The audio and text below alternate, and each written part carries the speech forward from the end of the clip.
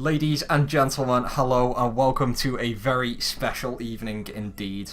My name is Dan Cradden-Connolly. Hopefully you can recognise me from the graphic already on screen.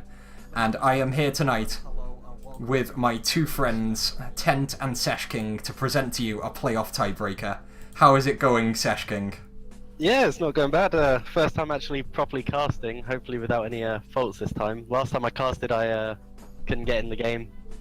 So hopefully it goes a lot better this time with my boy Tent. Hello. Hell yeah.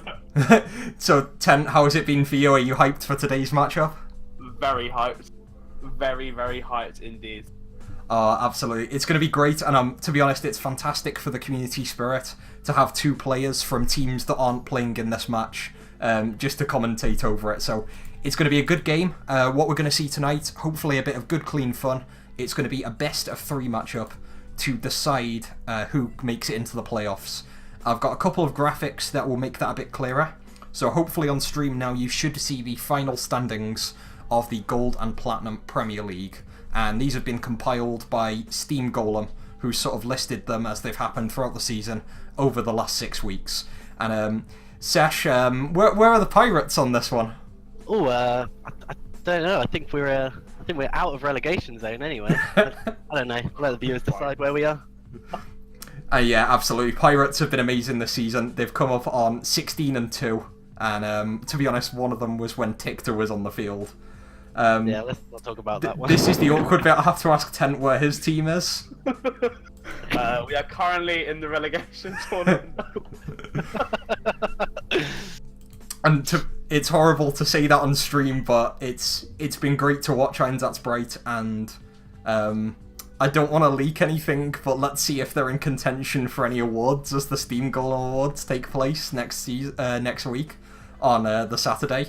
I know if my votes have their way, then Einsatzbreit will be getting at least one of them. So we'll be keeping that in the mix. So Sesh, we can see two blue teams on the stream, and those are the two teams that are tied for second place. They're Porotastic and Black Rose Esports. They're both 13-5 in the record, and they are 1-1 head-to-head. So the admins are going to announce in the next week what separates the two teams and who finishes second. Do you think there's been a better team out of those, or is it really close between them? Both have clearly had really good splits. I mean, I'm an ex-Black Rose player myself. I know a lot about the boys and so on. Porotastic, they have definitely surprised a lot of people, I think, going into this split. They were kind of like a dark horse, because of all the drama last season. But I've had definitely, playing against both of these teams, I've definitely had more trouble against Porotastic. I think they're a bit more careful and planned out in the way they draft. Not discrediting Black Rose in any way, because both teams definitely deserve second, third. Just I couldn't really pinpoint which one to put second and third, to be honest.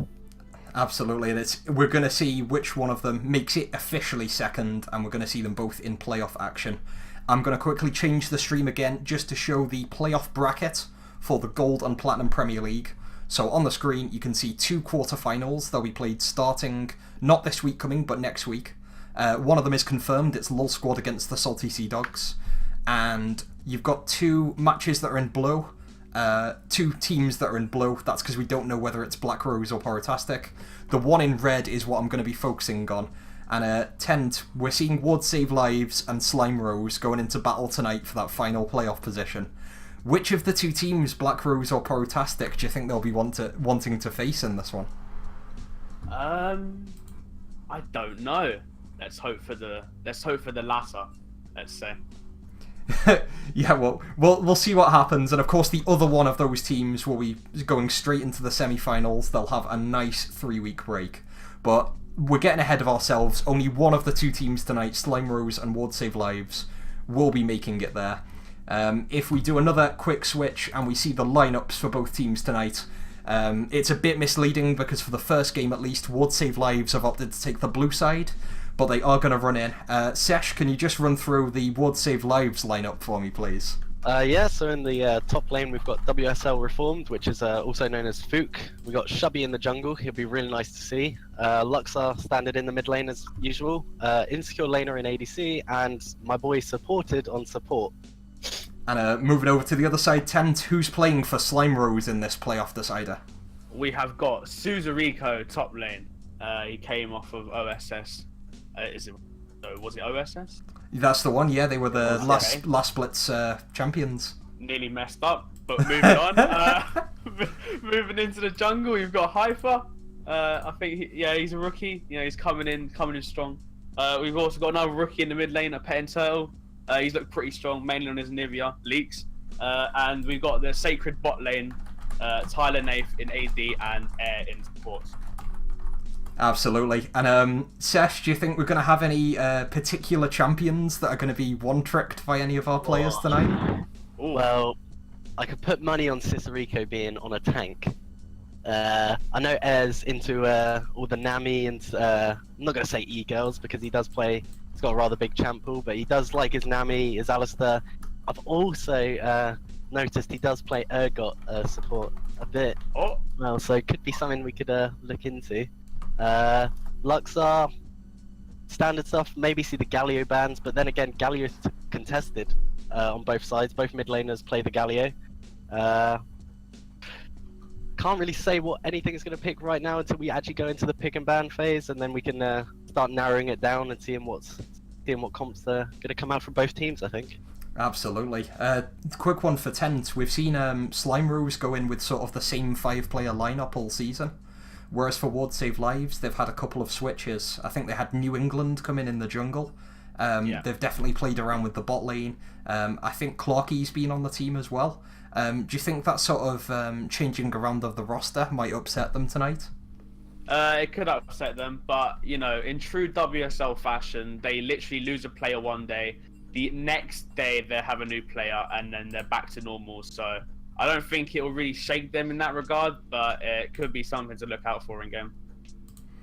Absolutely. Well, hopefully our timing is synced. We're getting a lot of shouts in the pre-game lobby for a certain organisation called SlimeBattles.com, and if I could just take 20 seconds to shout out that game, developed by Suzeraiko. If you haven't played it, and remarkably I'm one of them, then you need to get on it because it seems to have sponsored everything these days. Ladies and gentlemen, we are about to go into Champion Select for the first game of tonight's best of 3 between Ward Save Lives on the blue side and Slime Rose on the red side. Tent, my man, I'm going to hand it over to you as the bans take place. Yeah, we obviously see the Scion ban come out for WSL. Obviously, they don't want Suzeraiko on that champion because he has a lot of pressure. And it's one of his most played champions, let's say. It is his most played champion, to be precise. 58% win rate, 19 games. He's clearly, well, as I said, he's a tank player. He's got his works around with the Scion, obviously. We saw the Camille ban come through as well from Slime Rose, and that's something Fook has played quite a bit in solo queue. I haven't seen it much in CL, but carry on from there. If you want to talk about the Skarner ban, maybe? Yeah, Hyper's been pretty proficient at that champion, and if I may say so myself, that champion doesn't require that much thinking. So yeah, it's pretty interesting. But they do ban the Zaya. There's a lot of respect bans coming out from Slime Rose with the Azir and stuff. Like, this is not top tier right now, but we have seen. Ooh. Okay. Psycho. This is. Well, this is. I wasn't expecting WSL to play the Kaiser. To be honest, I was more expecting Slime. So let's see how this pans out. But first pick Kaiser comes through. I was just gonna talk about the Morgana ban as well coming through from Slime Rose, because supported Morgana has been a staple thing that he's owned for a while, and they picked the Caitlyn here. I think they should have actually held off on the ADC pick. Bear in mind, WSL have picked ADC themselves.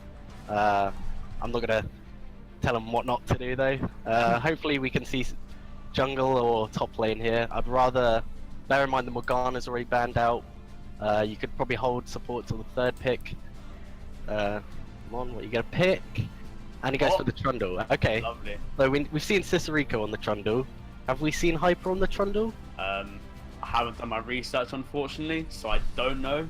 Well, But- lucky for you, I've done my research, and I haven't seen Hyper play Trundle yet, so we can just predict this to be a blind pick top lane Trundle. For now, anyway.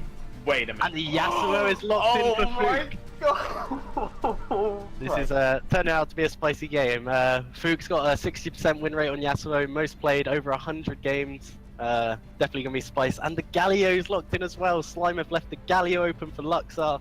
This is going to be an interesting game. Wait, Malphite. Oh, baby. I've just been I've just been bamboozled, ladies and gentlemen. Is the Malphite being locked in there as well, which is Cicerico's 4th most played champion with a 63% win rate in solo queue. Can he convert this into a CL game? One of the most important games that this team has had to play so far. Bear in mind they've gone through the last chance qualifiers into CL spring split. Holy moly, this is actually insane.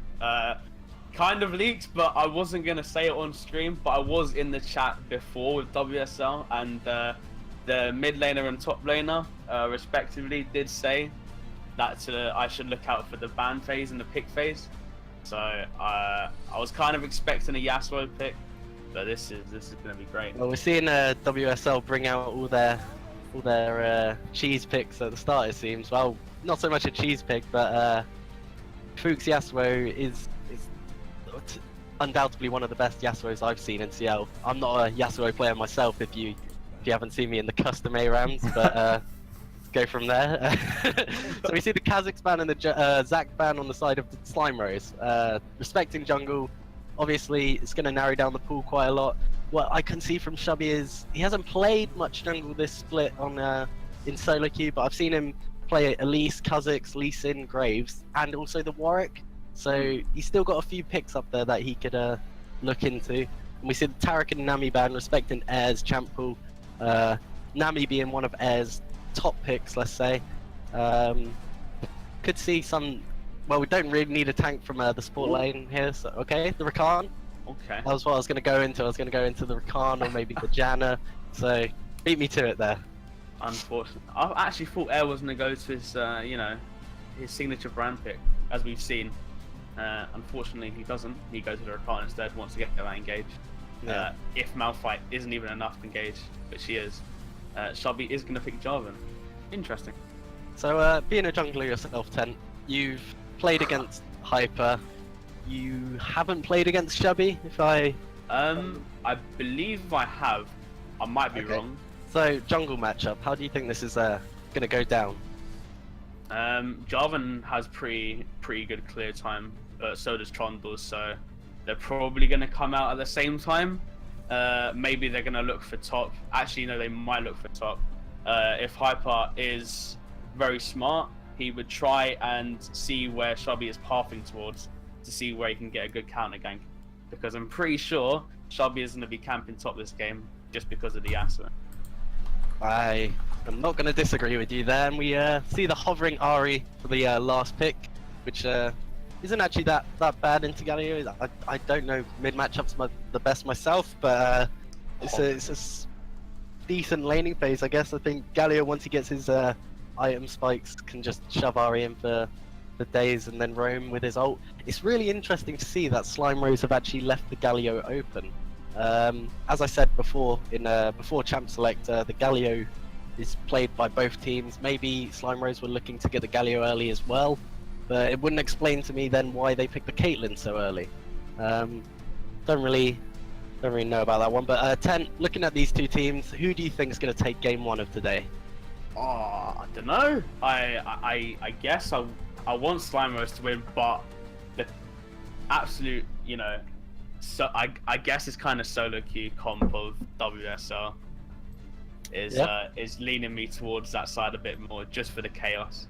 It looks to me that WSL has gone for more comfort picks over an actual comp, but then again they do have the Galio ult with the Yasuo ult, the Janna Tornado. This is actually looking at a really nice comp from WSL, which I don't want to be harsh and say, but they've definitely struggled with pick and bans in the past, whether it's their champ pools are quite minimal and such, but I've always seen Slime Rose do a fairly decent draft, also having their few issues, but they're both in the fighting for the 6th spot of playoffs. So you're going to see a few issues with both of these teams. I'm actually going to side with Slime on this one, generally because if the Yasuo doesn't get ahead at all or the Galio can't push in, I think Slime Rose can shut them down early. Hopefully Air's internet connection stays up with this series.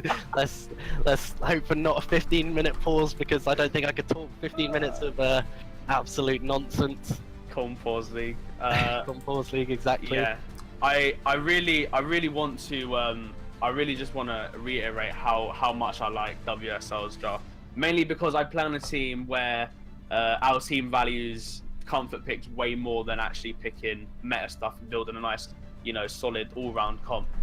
So yeah, I can't wait. This should be a fun. Playing against both of these bot lanes, also supporting and ADCing for supported in the past, it's actually looking like a really good matchup. I think this is more a bot lane focused game, with Luxor bringing in the Galio and stuff like that, showing that they're gonna be looking to roam top and bot with the WSL side. But going into the bot lanes, Tyler and Athenair, shocking that they're on a 6th, 7th place standing team. Bear in mind, I think this is one of the best bot lanes in the league when they perform. Obviously smashing me in the last chance qualifiers as well.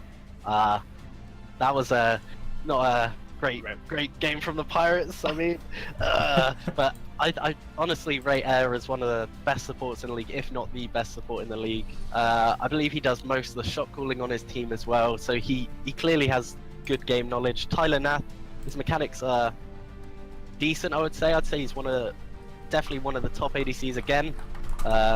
Has had his few mishaps though. I feel like this Slime Rose roster kind of revolves around him a little. If he gets ahead, they have a great game. If he falls behind, it's a lot harder for them. Looking at WSL's side, supported in Insecure Laner, I don't know as much about Insecure Laner, so it would be really awesome to see him pop off on this Kaiser, so that I could just absolutely, give him creds. Supported on the other hand, I've played with him. We've had our mishaps in the past and so on, but he's actually a really good dude. He's stepped up this split when he's come into WSL. I think he can be a top player if he keeps working at it. Definitely like a dark horse. He could show up on the day. But yeah, we're going into game now, pretty much. Just lane in. Going to be an interesting game, I think. Absolutely. Cheers for your coverage of Champion Select, boys. A lot of fast-paced analysis, and I hope for a lot more of it as we go through the series. If you're watching, we're getting quite a few viewers together now. Give us a shout. Who do you think will win? Do you share the predictions coming out? Are you a Slime Man or Awards Saves Lives fan? Just tell us who you think's going to win, how you think they're going to do it, and if there's any really important players or abilities you think could be really key to this set. We're already seeing the Champion Select going straight back to you guys. Tent, do you think there's any particular keystones that are sort of unexpected or weird for the champion that they're on at the moment? I guess Rakan not taking Spellbook. I don't know how the support meta is. Maybe Sesh can give me a little bit more insight on that. But I'm not. It's kind of a 50-50, I suppose. I guess Rakan could take Airy for the shields and hitting. I don't know, Sesh. What do you think? Well, playing Rakan myself, I usually go for Unsealed Spellbook. In this lane, if you go Airy, it kind of symbolizes you wanna be aggressive, and especially as you're versing a Kaiser, you got the Caitlyn, you have the range advantage. You're clearly wanting to make some power plays with this. Looking at the jungle matchup, can Trundle gank bot early? Tent, you tell me. But I would look as the Slime Rose roster to use the advantage with the Rakan going Airy and try and gain a lead. Well, as a Caitlyn, you need a lead. So try and push this lead as much as possible, maybe even first tower bot lane. The keystone I'm more interested in is the Galio's gone for Aftershock, showing that he doesn't want to trade in lane as much, and he's generally playing for his team. If you go Electrocute on Galio, you're looking to do more DPS, you're looking to pretty much one-shot most carries, let's say, because Galio's Q. Lovely. Yeah, nice ability. But we're looking at a standard lineup here from both teams. Oh, are we? Oh, Cheeky. Invade's coming out. Triple man. 3-man invade from Slime Rose there. They're looking to get Vision down, which I don't think they have got a ward. Been warded out though by the Luxor there. That's fun. It's just, I guess it's a kind of a not normal start for Slime Rose. They just want to get, Vision down top side, see where Jarvan is starting. So, what's your take on this top lane matchup then? I'm not a big top laner myself. Probably my worst role overall. Honestly, as soon as Malphite gets Ninja Tabi, I'm being serious here. As soon as he gets Ninja Tabi, Yasuo can't really do anything. I guess he's got Conqueror, so I guess it wouldn't matter that much. But when you're against a Malphite who has Bone Plating with Ninja Tabi, I don't think there's much you can do. Well, To you items. Fook being the Yasuo main here, taking Conqueror into a 1.5 tank team, let's say, because Trundle's like more of a sustain, so taking the Conqueror into the lane versus Malphite, who's a tank, is probably better for the lane, but I would have actually thought Press the Attack might do more damage overall for him later into the game, especially as ward save lives, if they do get late game, look like they'll have the advantage. Can't say much really though, but I'm just looking at the Kaiser pick and the Galio. They've got so much peel. They should be playing front to back team fighting while ward save Slime Rose are looking to it looks right now a pick comp with the Ahri Charm, the Rakan engage, so on and so forth. We're seeing a bit of trading in the mid lane. Definitely. So, I'm actually interested because Penta normally is on champions like Anivia, something that's really the flash. Oh my god, Penta really going aggressive, gets the ignite down, flash charm. He burns all summoners, doesn't get a kill, but he does burn Galio's flash. That was interesting. I've never seen Penta play this, so this is a new style, and I'm very interested to see how he can perform on such a mobile, let's say battle mage, I guess. Assassin, I suppose. The good thing to look at here is the Galio has the TP, so he can easily back and pretty much not miss any XP early game, while Petting Turtle used both summoners, so we could say worth for Luxor, but knowing that he's going to use the TP to come back fairly soon, if he can't sustain back up, is pretty much even trade, I'd say, in the end. Seeing the Yasuo play a bit aggressive there. Yeah, Hyper's actually invading Shubby's Raptors at the moment, so this is interesting. Luxor's going in with an EW taunt, bounces up, electrocute gets popped, Shubby goes EQ, flash, gets airborne, knock up, electrocute comes down, and Ahri goes down first blood. Thank you, Shubby. And Hyper gets the kill onto WSL Luxor. Unfortunately, Hyper is going in, trying to get something else, but Red Ply and Jarvan gets out. That was an interesting trade, 1-for-1. Really interesting to see here because Shubby, he was one of the players I've looked at, like, I haven't seen him in CL Premier League, and I've always thought he's probably one of the better junglers if he wasn't. So it's really nice to see him showing off straight away from the get-go, getting that first blood. Obviously, Hyper with the trade wasn't there quick enough. He took the whole Raptor camp before he joined. Maybe if he just gave up one or two of those Raptors and helped Ahri straight away, knowing the Ahri didn't have flash, could have been a better trade for Slime Rose there. Yeah, unfortunately, a bit of miscommunication, let's say, out of Hyper. Unfortunately, Pentail does lose his life. Yeah.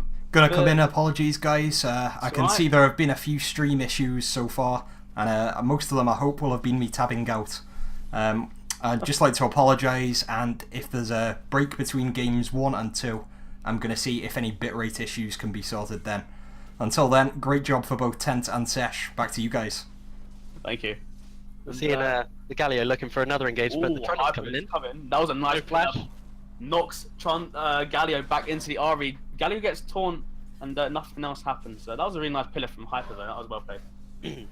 We're seeing the Dark Seal come out from the Ahri as well. So looking for the lane sustain, I think. Probably, I wouldn't say he's going to change that into a Magi. So.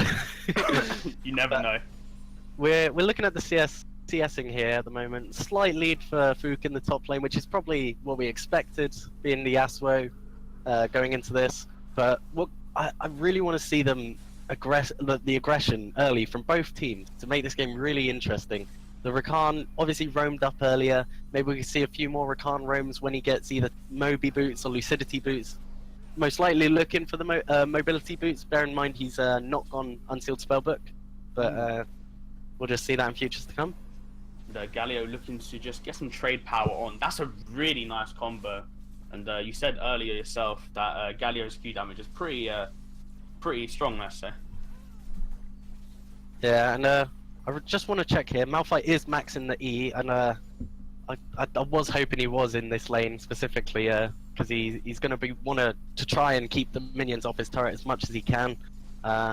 If I was the Trundle here, if you were the Trundle here, Tent, what would you look to do? Where would you want to be? I would love to just cam that Yasuo just so he doesn't get as. The Trundle's on slime. Oh yeah, carry on. Yeah, I would just love to. Oh, actually, never mind. We see Chubby EQ knocks Hyper up with the follow-up for Fook with the R, and nothing else gets taken. Unfortunately, Hyper lives, and that was unfortunate from the side of WSL, but it did force Hyper's flash, so he has flashed us for the next 5 minutes. So, interesting little duel. The junglers meeting up in the top lane, while the bot lane's still pressing. The Slime Rose bot lane has been pushed up this whole time, which is what we should expect. The Caitlyn versus the Kaiser. Kaiser standing on the trap there, so interesting. Bear in mind, Caitlyn just placed it. That was nice a nice net right into an auto attack. Void is taken very low, and I was going to say that was close. I was going to say the Rakan seemed to have overstepped earlier, but then clearly covered up by Tyler and Caitlyn. Is like Caitlyn's obviously the lane bully of bot lane. She outranges anyone. And it's really interesting to see the Kaiser actually be picked up so early, knowing that Caitlyn was still up so far. Yeah, Galio is just knocked back by the pillar, taunts both Hyper and Petting Turtle, and he gets blocked by the E, and he gets taken down by Ari's Petting Turtle's Ari, and that was a nice gank by Hyper. Really well played from the Ari there to block the Galio. What's the E called? I don't even know. But Justice, I guess. Something like that. But really nice play there from the Ari, getting the Ari possibly able to roam earlier than the Galio. Quite hard. Bear in mind it's got the Galio ult, but really nice play there from Slime Rose. Yeah, producers have told me the Galio E is actually called Justice Punch. Justice Punch. Thank you. That's the one. That's the producer. Thank you, producers. And yeah, we just see Fook just trading back and forth between the Malphite, and Conquerors gets popped. And yeah, definitely, as you said earlier, Sesh, Conqueror is definitely the route to go in this matchup, because you just do so much damage, and tank items don't even need to be acknowledged when Conqueror gets taken. We've seen most of the skirmishing in the mid lane and some damage in the bot lane, but I really want to see these teams start to look at what objectives they want to go for first. We see the Mountain Drake up, so if I was Slime Rose right now, I'd be looking to go for that. Bear in mind, you got the Caitlyn, you want to get that bot turret early. You can then rotate the Malphite out of the lane, force the Yasuo behind even more. The Yasuo is starting to build up a farm lead against the Malphite with the Zeal as well. So you, as Slime Rose, I'd be starting to worry about this and thinking, how can I stop the Yasuo from scaling as much as he's trying to?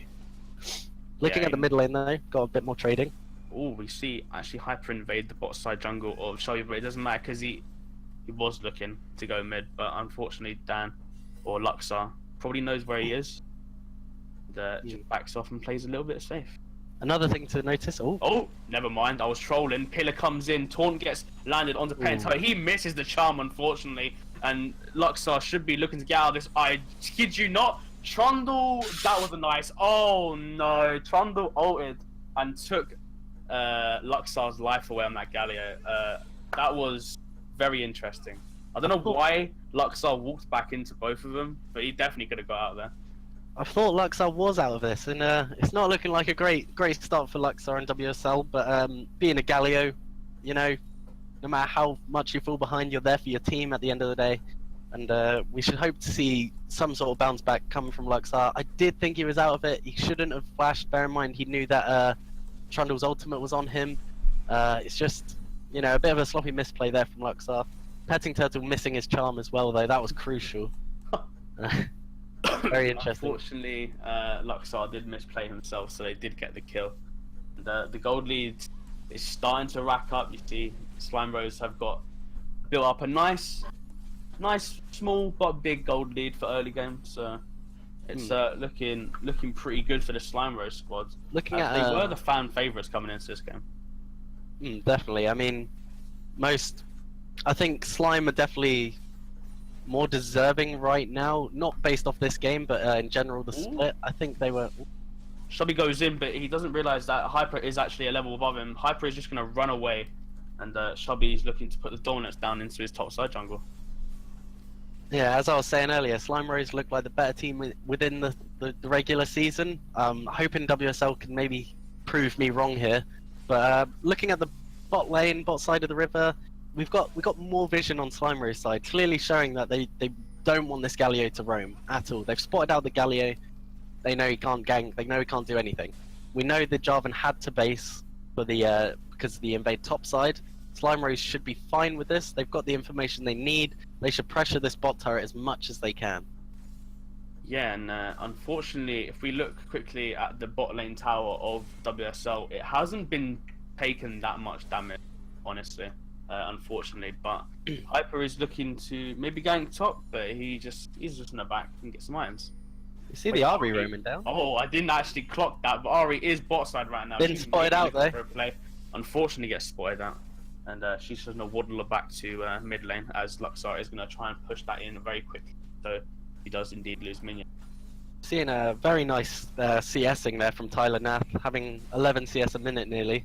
He's doing really well, but I mean, he is a Caitlyn, should expect this. Kaiser's keeping up, and we do see Shubby bot side actually. Oh, that was a nice flash ult by supported, knocks Tyler back into the turret. Shubby with the EQ, knock up Tyler, gets popped. Galio is ulted down to bot side, but it doesn't matter. Air is gonna escape. That was a really well played by WSL.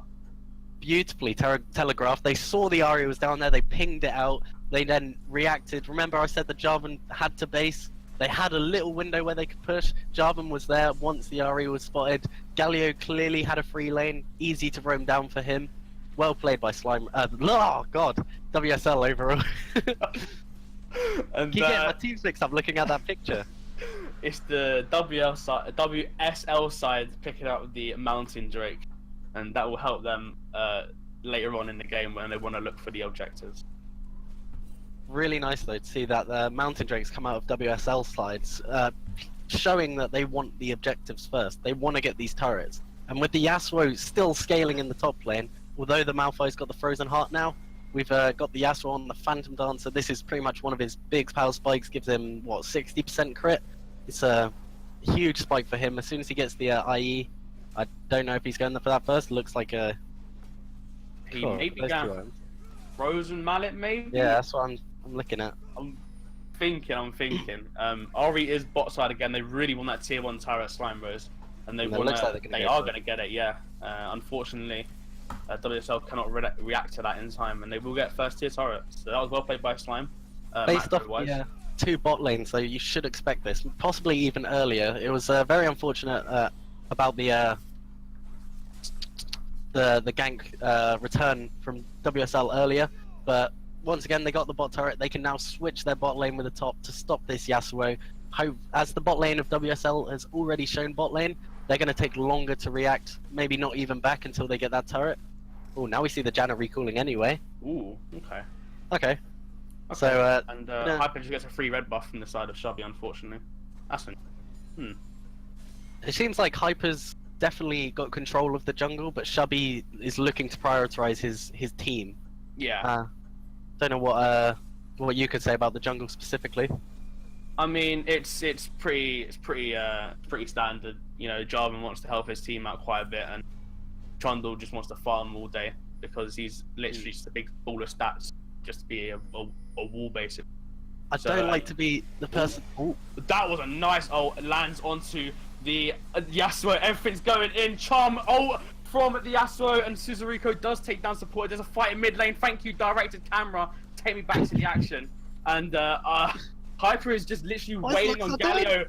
Galio is literally getting his head caved in, and Hyper with a nice kill onto mid lane. Unfortunately, Luxar just gets his head cracked, and Luxar, everyone's got Luxar. What am I saying? Foot goes down to Suzuriko. Jarvan's ulted, kills the Caitlyn, and everyone's trapped in the Cataclysm. But unfortunately, Jarvan's gonna flash straight into the Caitlyn trap, and Petting Turtle was gonna take that kill, and they are gonna get 2 turrets for free and take WSL with 4 lives. And well played from Slime Rose there. They've opened up the map. They got the bot turret. They pushed top. They 4-man top. They they play that super well. Don't know what actually happened in the mid lane again. Luxar just overextending a little bit, giving Trundle that turret again. This is looking like Slime Rose's game at this point anyway. They should be looking for the Herald. Herald's still up as four more minutes. It's interesting, but I want to take a look at Caitlyn's build right now. She's rushed the IE.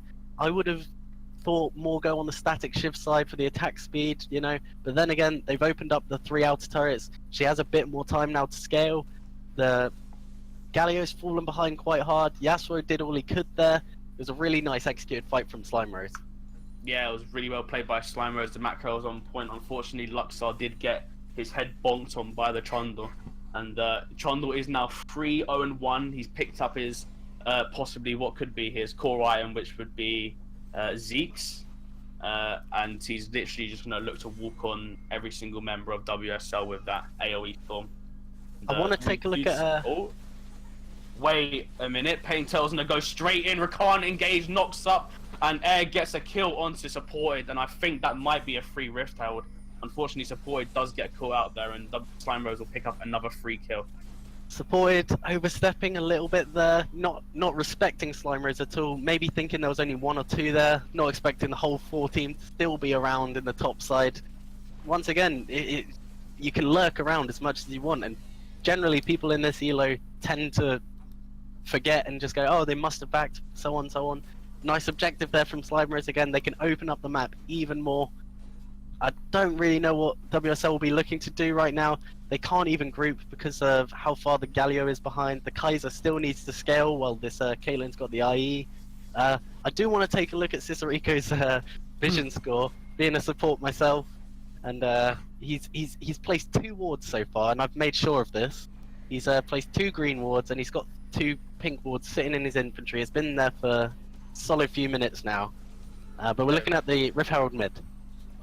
Slime Rose do pop the Rift Herald to get the Rift turret damage onto the tier 2 turret, and Cicericco is just going to look to push in the bottom, and they do kill Rift Herald, which is very well played by the side of WSL, and the gold lead is insane, 6k ahead Slime Rose. Yeah, it's not looking great for game 1 of this series, but Slime Rose are playing this really well. Look at the top wave. Oh, that was a nice ult Q charm, and Kaiser is just gonna get killed by Tyler Nath, and Air is gonna look to engage, kills knocks up the Galio and charms the Supported, and Slime Rose are gonna take tier 2 turret from the side of WSL.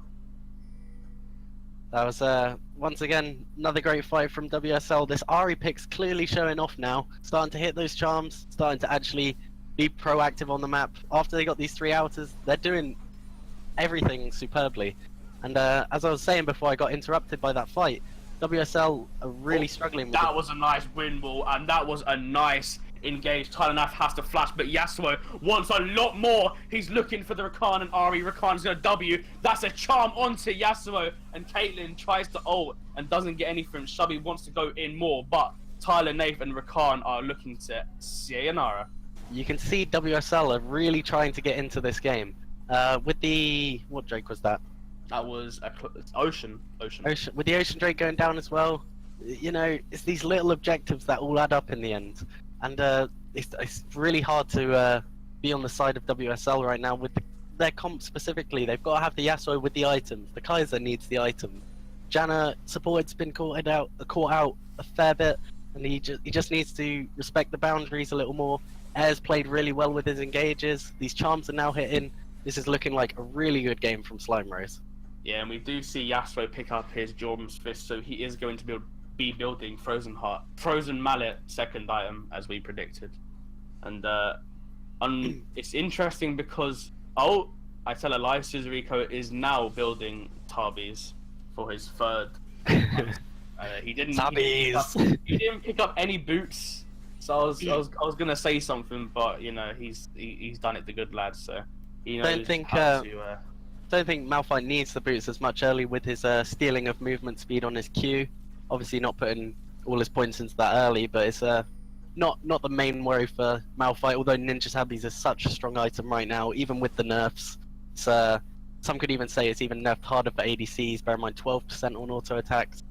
But I want to look at Vision right now. We've got the bot side of WSL all warded by Slime Rays, and even looking at the Vision scores, you can see that Slime Rays have definitely telegraphed where they want to ward, what they want to do. They've got the push in, so WSL right now just need as much defensive vision as possible to look for these picks that they can grab. Oh, Yasuo wants to engage. That was an interesting flash forward by support. He's going to get whacked on by the side of Slime Rose, and Yasuo's going to get caught out as well. Flashes and doesn't do anything. Shelby wants to go in, EQs into the backline, but he doesn't have any help. And Kaiser is going to get killed by Hyper and pop onto Shelby. And Tyler Nath is going to ace in the hole. And that's a free Baron for the side of Slime Rose. Not only the free Baron, the Yasuo's flash is down, Kaiser's flash is down, Janna's flash is down. I don't know what's going on in the Slime Rose camp right now, but they just need to pull themselves together, refresh their heads, stop with these little panic engages that you could see coming out right now. Because you know Slime Rose can pull it back with their comp if they get to late game. Yeah, Slime Rose have built up an 11k goal.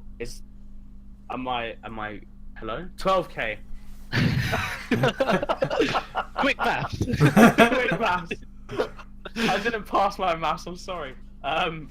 Oh, don't be sorry to me, be sorry to your maths teacher. My maths teacher didn't help me. I blame my teachers for this. Oh. We're seeing the Baron though now. Slime Rose, all they've got to do now is make sure the waves are in good positions and force down these inhib turrets. This is really looking like Slime Rose's game with this gold lead, kill lead, turret lead. We've got to remember WSL haven't taken a turret yet. Suzeraco actually pushing up really far, and he's gonna flash ult out. Shubby's gonna look to EQ engage, but he doesn't get anything. And Suzeraco just gets out with a nice flash and ult. And that was a good pick. Well, tried to be a pick from the side of WSL, but unfortunately they didn't get anything from it. And Suzeraco is just gonna walk away.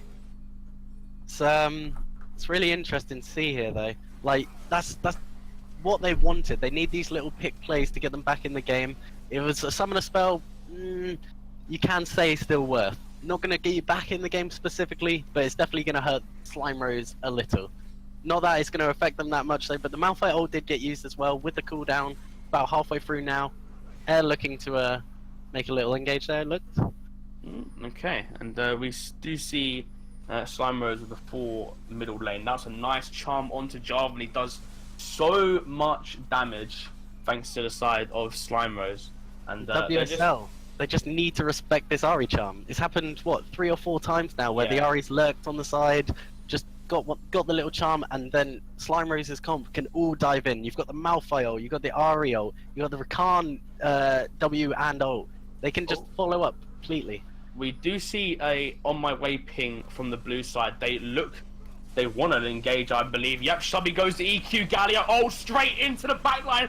3-man knock up Torn, and bang! Food gets a Luxar gets a kill, and Pentel's extremely low. Suzeraco does get a kill onto Kaiser. Ahri is so low, but Suzeraco gets another kill onto supported, and they want to engage more. Slime Rose want this game. They want the playoff spot. They're gonna bonk Gallio's head down. He tries to get an airborne knockup. He does, and unfortunately, arrow! Oh my god! Okay, Hyper gets. Time to troll, lads. Time to troll. Trundle pick coming out superb. Looked amazing from WSL to start with, but they just left their backline. They left their Janna and Kaiser all alone, and they just got walked on by tanks.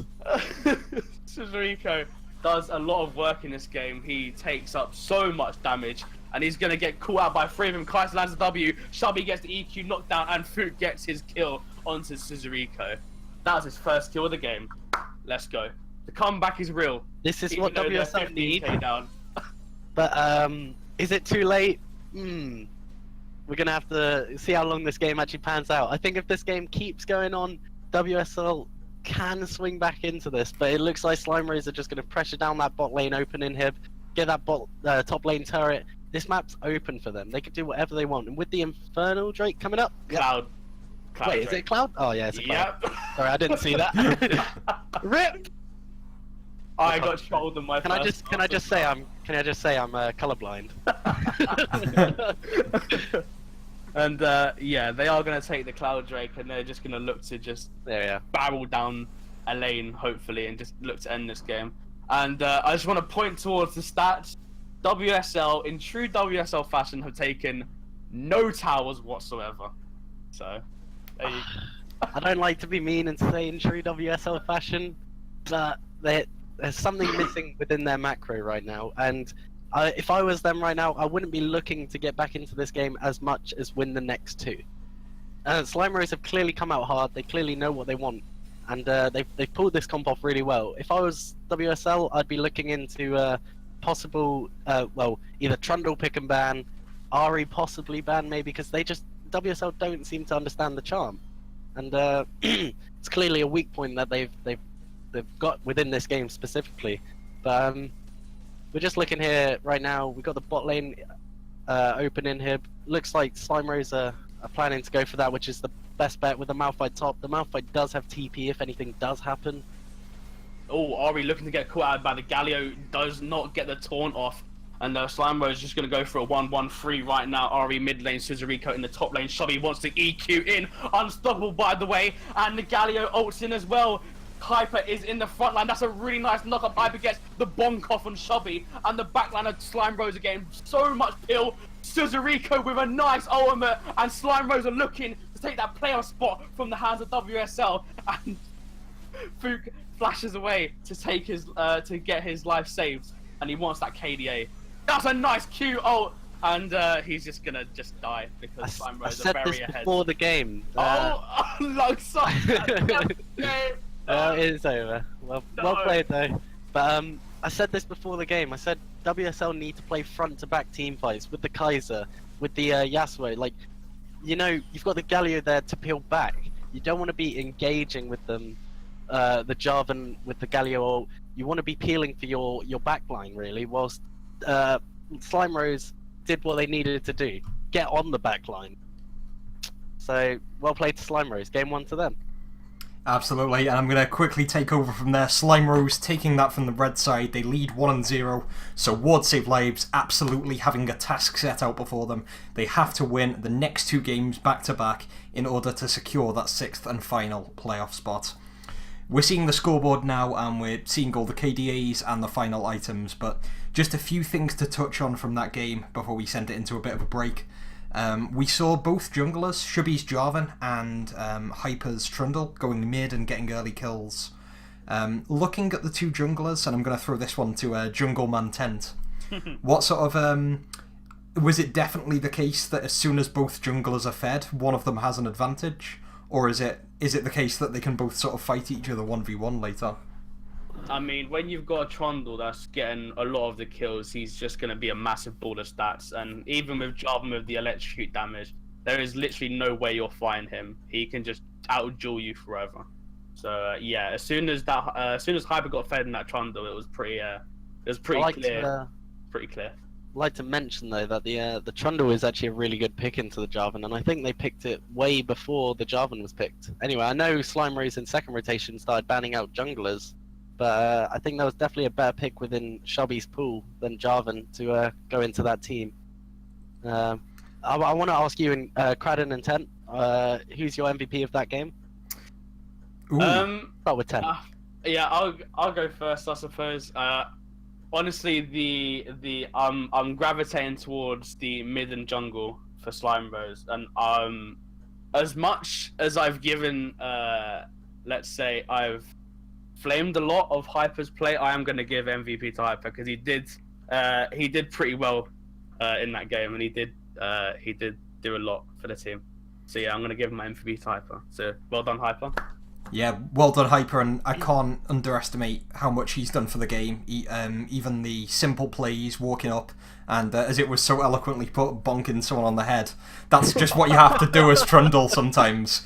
The other way I'm going to go, my personal MVP, is going to the unheralded role, and it's my boy Sesh will think of me well for this. Was the only other player not to die in that game, and with some great engages, Air often was the player that stopped the Yasuo and the Jarvan on Ward Save Lives just going in and getting to the backline of Tyler Nath. So Air was fantastic at charming, and if you're going to have 2 supports, Rakan and Janna, it's almost the offensive engaging versus the defensive disengaging. Slime Rose had to sort of break the Janna's disengage and also weather the storm that was coming onto them, and I think Air did both in equal measure. So he gets my MVP for that one. I couldn't agree with you more then there, Cradden, because Air was phenomenal in the counter engage pretty much. When the Galliot comes in, Air was making sure the Yasuo and the Kaiser didn't get there. I would have liked to see a bit more from supported. He did have his few misplays here and there. Maybe if his ult's knocked back properly on time and such, could have been a lot better for WSL, not putting it all on him. Let's just go into game 2 after the break and see what we can do. Absolutely. We are going to go to a short break, ladies and gentlemen. The two teams will be back. They'll be playing at least one more game. Slime Rose are 1 point away from victory, and Ward Save Lives are on the brink. They're going to have to come back into this set. Thank you for watching. We've got a few technical issues to sort out, so let's hope they can be sorted throughout the break to avoid the PowerPoint slideshow that we've seen in some quarters. Catch you in a few minutes, ladies and gents.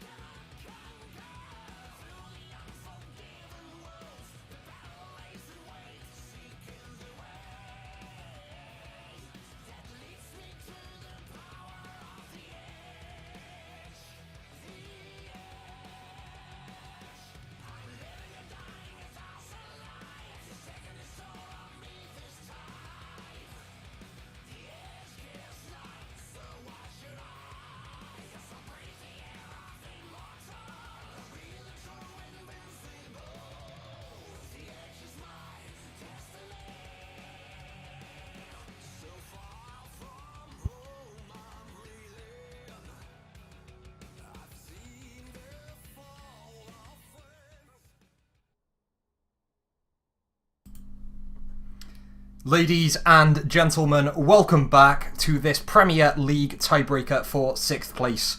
My name is Dan Cradden Connolly. I'm here with Joshua Temkent and Henry Sesh King Hall to bring you game 2 of this series. Sesh, just give us a recap for me. Where are we in this series? 1-0 up to Slime Rose right now. Very good macro play from Slime Rose. Both had actually pretty decent drafting. I mean, it looked like WSL went more to the comfort side, while Slime Rose definitely came out with a bang with their comp. Would like to see WSL turn this series around, as everyone likes a reverse sweep, don't they? But Slime Rose have really looked well today, so should be interesting to see what happens in game 2. Oh, we're in Champ Select, boys. Let's go. Absolutely, and coming into Champion Select, we were talking towards the end of game 1. I'm going to try and get a bit more involved in this Champion Select. We were talking towards the end of game 1 about what sort of champions Ward Save Lives were going for and what they were struggling with, because they had Kai'Sa, who's a great assassin AD carry, and they had Jarvan and Yasuo and Galio. So you've got a mixture of tanks, but they've also got the early game jungler of Jarvan to get them ahead. However, where it seems they started to go behind was where Slime Rose sort of bossed them in pressure. Ward Save Lives didn't really get any pressure on the opposing turrets, and then Slime Rose were able to get the execution of the front-to-back team fighting right. Sesh, do you think that's something that can be solved with any bot lane picks, or do you reckon that can be towards the top laner and jungler who are normally the initiators? Well, looking at the first pick and ban, I was really skeptical about the Kai'Sa first pick, and I know Kai'Sa's looked over as quite a strong champ right now, but she's definitely not first pickable with stuff like Caitlyn in the mist. And as we see in this pick and ban, we see the Caitlyn already banned. I said the Trundle should have been banned or picked going into this game as well. I think it was more bot lane's issue in the end, because bot lane fell behind quite hard after the first turret fell. They couldn't really stop the Caitlyn. They had nothing to stop the Caitlyn, especially with the Rakan. The Rakan was superb at doing what the Rakan's meant to do, and that's keep everything off the Caitlyn at all costs. Absolutely, and it's really nice to see Tyler Nath and Air. They're rookies to the Premier League scene. They've come together really nicely as a duo lane. You often don't find one without the other, whether it's in-game or in Discord, and it's nice to see the synergy in-game as well. Rakan is able to protect the team and also engage into the enemy team, but often Air was just protecting his carry, and often if Ward Save Lives were going in, they either caught both the Rakan and the Caitlyn, or neither of them. We're seeing the first ban phase completed. Xayah and Trundle, Caitlyn and Trundle are the two reactive bans from Ward Save Lives. Of course, Tyler Nath was on Caitlyn, Hyper was on Trundle. They've taken both of those out. With Sivir on the table, how does Sivir compare to Caitlyn? Before I talk about the Sivir, I just want to go over to the Jhin. It is Insecure Laner's most played champion, 56% win rate, 63 games. He's definitely, I really want him to show up now. I'm shocked that they picked the Sivir again straight after ADC was locked in by WSL. One of those things that you could always pick something else and then get the ADC in third rotation, or second rotation or third pick. Yeah, Sivir though is a lot safer lane, clearly a wave clear bot once you back and get the BF sword. Jhin doesn't work well into lane into Sivir, actually has the lowest win rate laning phase versus Sivir. Like, I'm a Sivir main myself when I play ADC, and it's going to be an interesting lane. I want to see what supports are brought out when with these two ADCs on the table, really. We see the Olaf come in. Olaf, I don't like the Olaf pick in this patch. I think the nerfs were just so hard on him. I don't see him first pickable. I don't really see him pickable at all. There's so many better champs that I can see coming out in the jungle. We see the Kha'Zix from Shubby, which is also really interesting. Sorry, Cradden and Tent, I'm talking the whole way. Go for it. Yeah, I've got all you, baby. Kha'Zix is Shubby's second most played champion overall in his whole league history. I looked through every season, and when I've watched Shubby in the past, he has been on Kha'Zix, so I'm really excited to see what he can do on Kha'Zix this game. We see the Galio coming through again from Luxor. Quite surprised that they left it through again, but Slime Rose clearly had a way to deal with it. And it's really interesting to see if Luxor can bounce back after the Game 1 slump. If someone would like to talk about the Ornn pick, I'm not a big Ornn player or fan myself.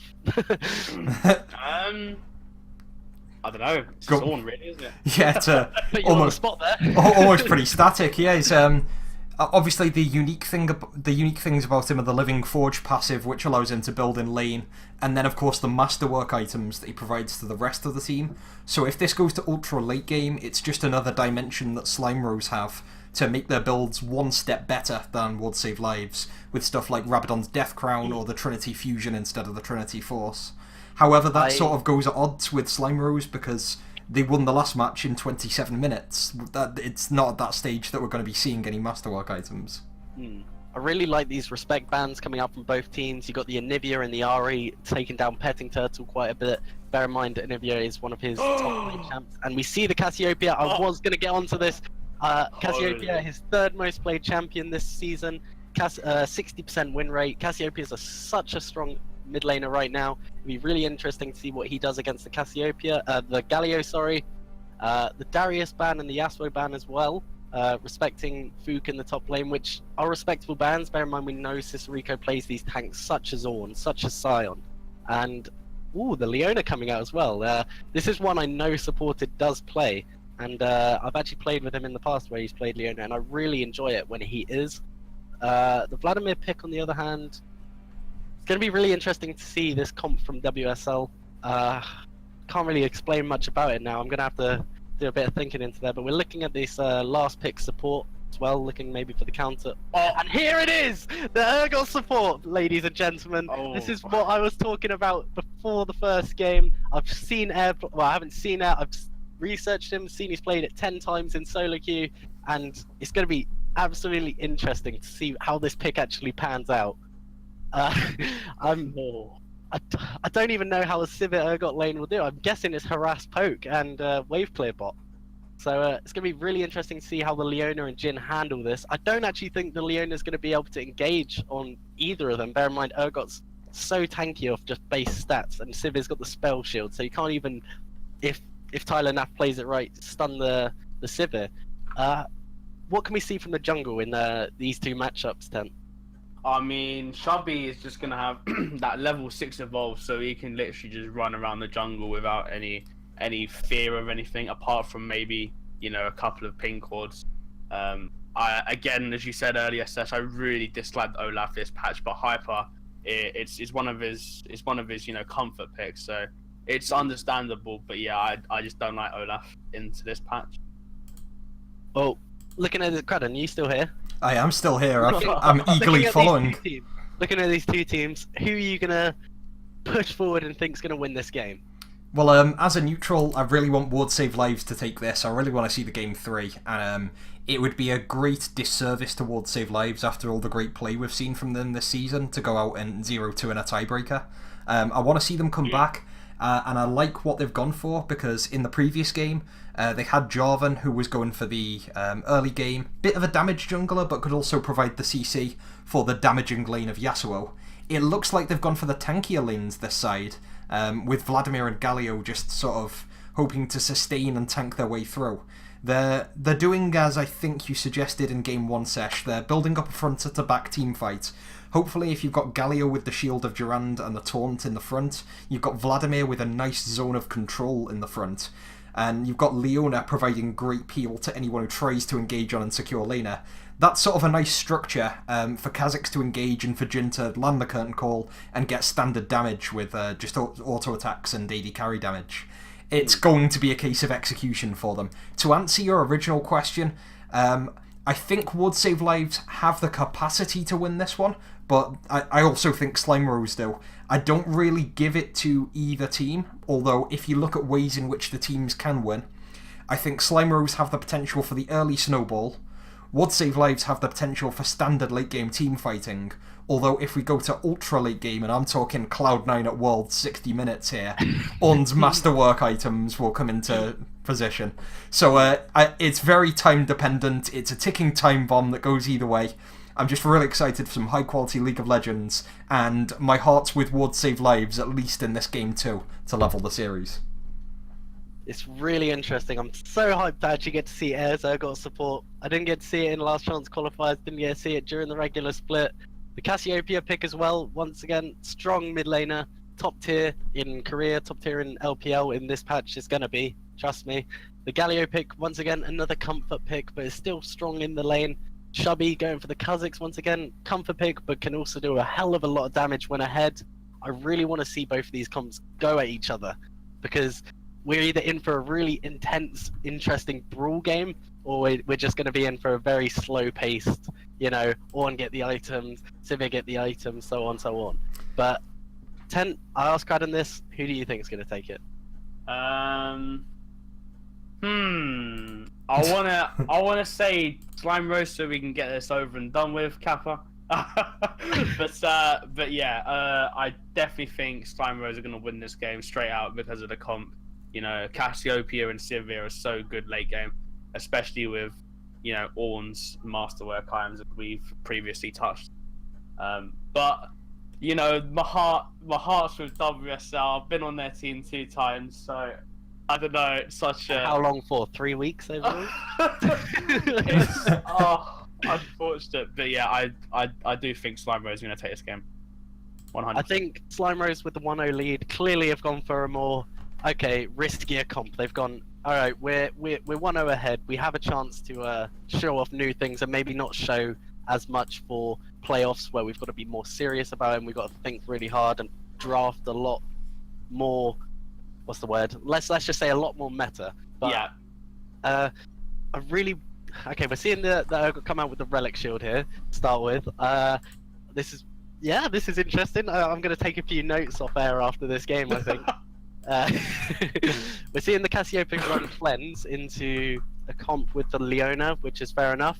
I'm quite surprised. Just quickly going back into pick and ban here. Oh.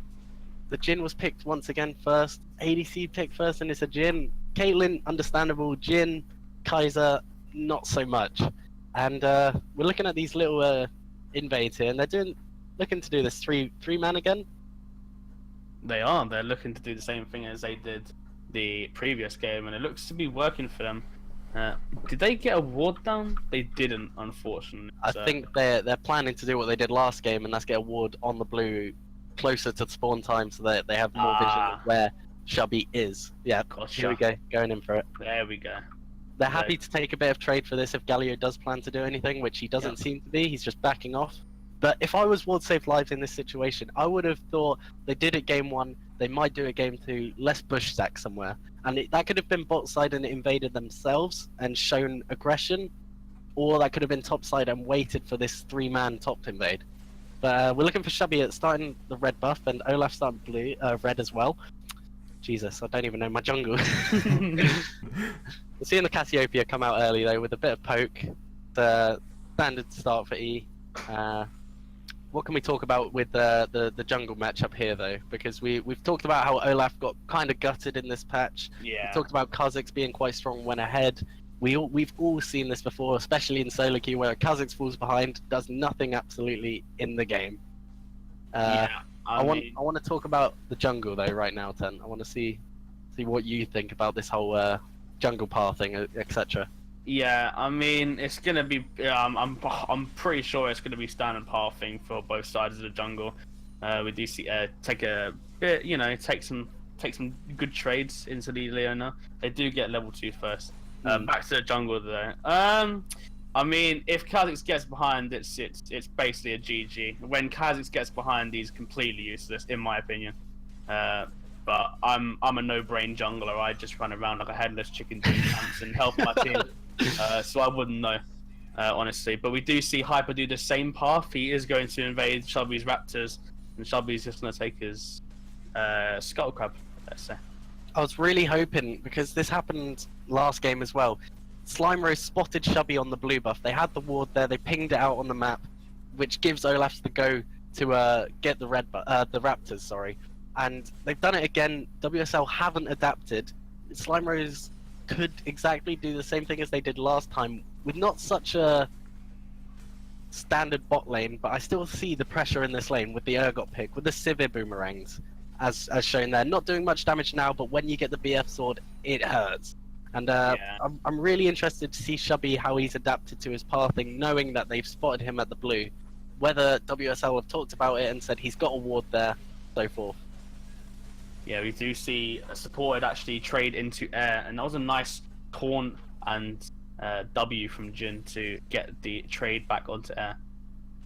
Yeah, bot lane's looking like last game. We do see supported try and ward, but he's going to take a little bit more trade than he can chew off. I'm really interested to ask, and I hopefully will get the chance to after this game, to ask why supported picked Leona into Sivir after they've shown the Sivir.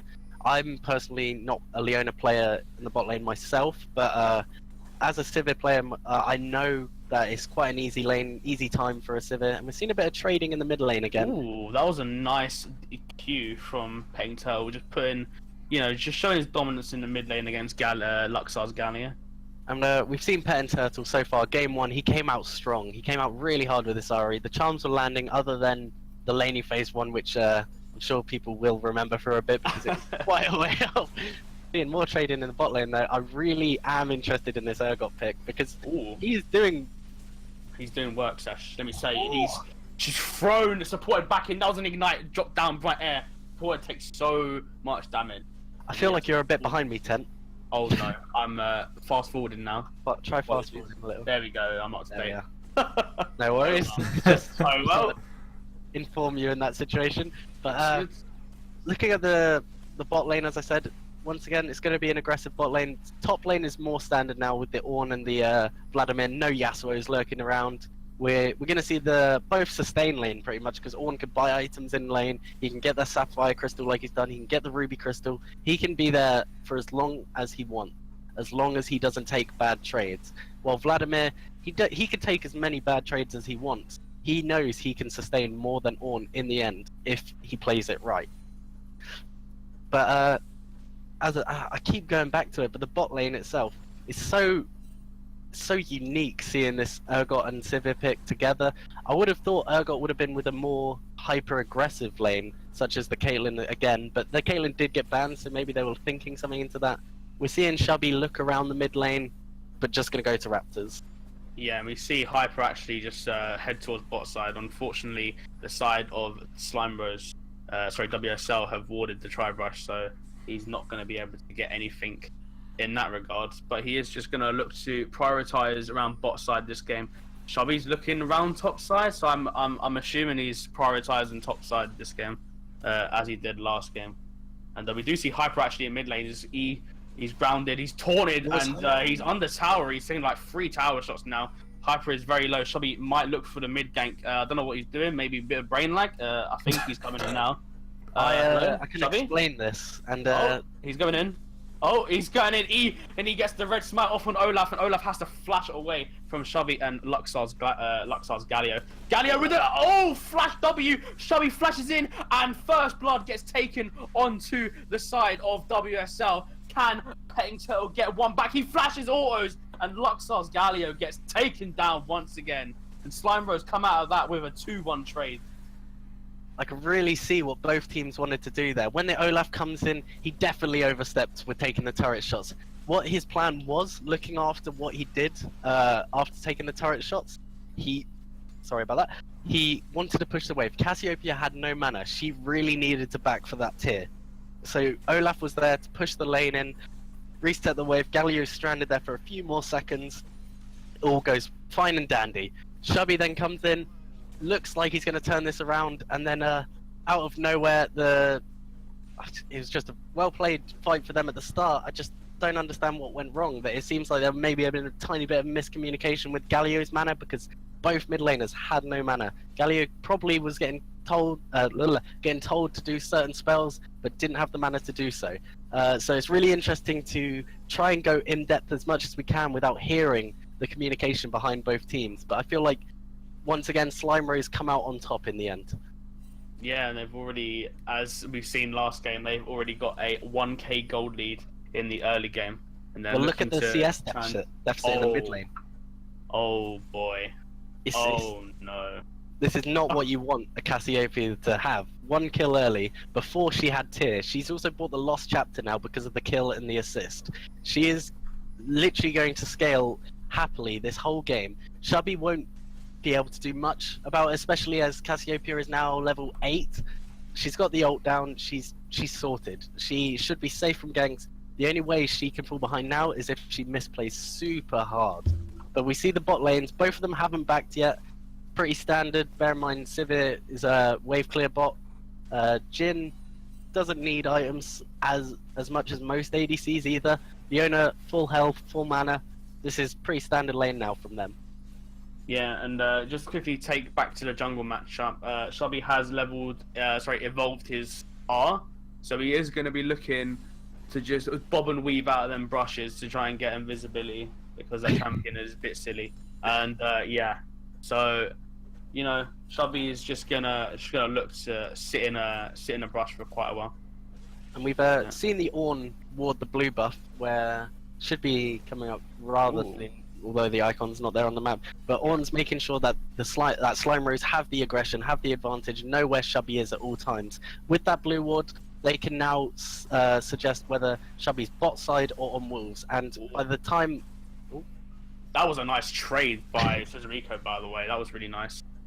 And Vlad is just going to sustain, so it doesn't really matter. But yeah, a lot of trading.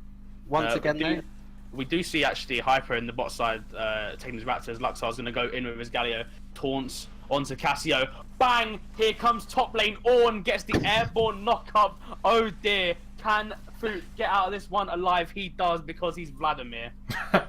sustain bot. Yeah, sustain bot. As I was going to mention, which you mentioned. Oh, there's. Oh wait, there's a. Oh no, they're just going to bang heads in the jungle. It's fine. But as I was saying, as what you said earlier, Olaf coming into the bot side jungle, he didn't actually get the Raptors, but he got the vision down. Now he spotted out Shubby. Ornn can still go at it. Oh damn! He's just gonna walk on him. Luxar's gonna get his R onto the Kazakhs and pop on the ultimate. Oh, that was a nice flash ultimate, but unfortunately the unstoppable is there. And wow, Petting Turtle's gonna go with his R, and he gets Chubby very low health. Luxar's gonna walk straight into that Cassiopeia, and unfortunately he's not gonna get anything. That's an E flash from Air, and he gets the kill. He says, "No, I'm the carry of this team. Go next." He's playing Urgot, standard top lane. He doesn't care. He wants the kills. It's my split, he says. Urgot's still an ADC. But well played from Slime Rose there. Nice counter engage after the Galio ult coming down. It was really quite unfortunate for Supported with the Flash Leona ult there. But once again, Slime Rose just getting these little advantages early, which led into this big push of getting all 3 outer turrets from game 1. We can look for them to do it again. They've just got the Drake, they've secured that down, they're sorted, they've got the Mountain, they can now push as hard as they want. Bot lane are going to back, they're going to have the items, the BF sword, maybe, no, just the BF sword? Oh no, the Clawfield Hammer as well, my apologies. But we see the Urgot here going for the Black Cleaver. So, Jesus, is this double carry bot lane meta now? It's my split, he says. To be fair, we have seen Air play Brand. We've seen him on now Urgot. We've seen him play these picks. These not so standard, but clearly lane dominant picks. And I think that's what Tyler Nath and Air have a lot in common. They like to dominate their lane. And as I said in pre-game lobbies, Slime Rose play a lot around their bot side. They play a lot around Tyler getting ahead. And we're seeing it again this game. Although it's even in CS, Sivir is still going to benefit more with the laning phase that is 0-0-0 over a Jhin. Yeah, and we do see the side of WSL trying to get, trying to scavenge their way back into this game. Not all is lost, but that's insane. Poke, and he goes down. He's gonna get chomped. See you later, insecure laner. You just got giga. Sorry. I feel like seeing action in the top lane now. Oh wait, Hyper's coming in, that's a Vladimir ultimate. And Ornn gets the knock up on the Vladimir, he's got the empowered keeper, it doesn't matter. He's gonna get walked on by 2 tanks. See ya. Air gets another kill, what?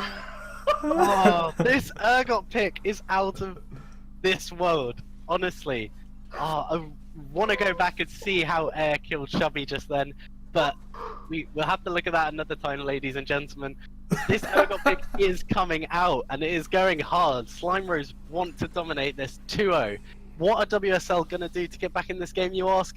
They just need to stop the bleeding as much as possible. They've got this Vladimir. They need this Kazakhs ahead, and he's 0-2. This is a very hard game for WSL, it seems. But I'm shocked at this Urgot pick, honestly. Honestly. He's popping off! He's actually popping off. He's 3-0. He's got the phase, he's got the Kindle gem, he's got the CDR, he's got the tankiness, and he's gonna literally walk on most WSL members. And unfortunately, we do see WSL having a 3K deficit. Oh, support has been pincered. Severe's going to walk straight into melee range. Doesn't care because she knows she has the backup of the Urgot. And Jin's just going to trade back with Tyler Nath. And unfortunately, nothing else happens. I do want chaos to ensue in this game. Bloodbath Central, please.